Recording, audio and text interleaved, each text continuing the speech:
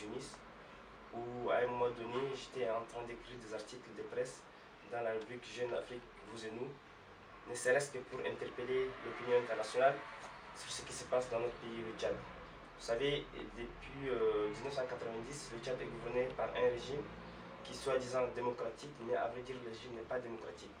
Et donc, mon objectif était de sensibiliser l'opinion internationale sur ce qui est en train de se passer au Tchad pour que, franchement, la communauté internationale prenne quand même sa responsabilité sur le drame tchadien. Il s'est avéré que mes articles qui paraissaient chaque semaine dans la presse internationale gênaient un peu le pouvoir en place qui est au Tchad.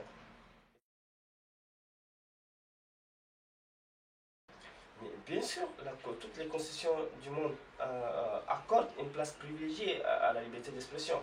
Et la liberté d'expression incluse dans la Déclaration universelle des droits de l'homme. Elle est également incluse dans la Charte africaine des droits de l'homme et des peuples.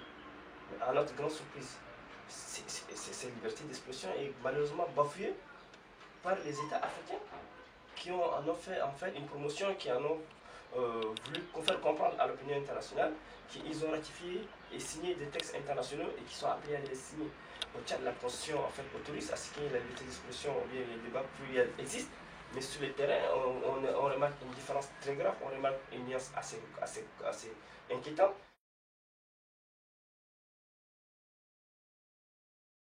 Vous savez, au Tchad, on a ce qu'on appelle une structure qui s'appelle le Haut Conseil pour la communication. Ce Haut Conseil pour la communication, c'est une structure gouvernementale qui est censée régulariser tout ce qui est organe de presse, tout ce qui est médias au Tchad. Mais malheureusement, cette structure-là, elle n'est pas totalement indépendante. Un journaliste, un organe de presse, un directeur de publication, un directeur de radio peut être à tout moment appelé, entendu, auditionné par cet organe qui apparemment, à notre sens, joue le rôle de la police ou bien de la gendarmerie pour intimider les journalistes, pour brimer les journalistes, pour pouvoir quand même les m'isoler complètement sur le champ médiatique national. Je vais vous donner des preuves assez simples. Moi, je suis basé à Dakar. Ça fait 5 ans, j'allume un blog sur le Tchad. Et donc, sur lequel ce blog permet aux Tchadiens de la diaspora et à ceux qui sont à l'intérieur de pouvoir s'exprimer. Donc, à chaque fois qu'il y a une agression est commise contre un journaliste, une agression est commise contre un organe de presse, je suis automatiquement interpellé à partir des accords. Moi je vous dis, il y a une censure redoutable sur l'internet au Tchad. Je vous dis beaucoup d'exemples. Moi, mon blog, par exemple, quand il y avait des gens qui ont accédé à mon blog à partir du Tchad, il y a des étudiants qui sont arrêtés. Au Tchad, actuellement, qui sont arrêtés et qu'on ne peut même pas libérer. La preuve, c'est qu'il y avait un jeune le service de renseignement l'ont trouvé dans un cyber, en train de surfer sur mon blog. Il avait accès à mon blog et ils l'ont interpellé. Qu'est-ce que tu fais sur ce blog-là? Et puis depuis lors, on n'a pas de ces nouvelles.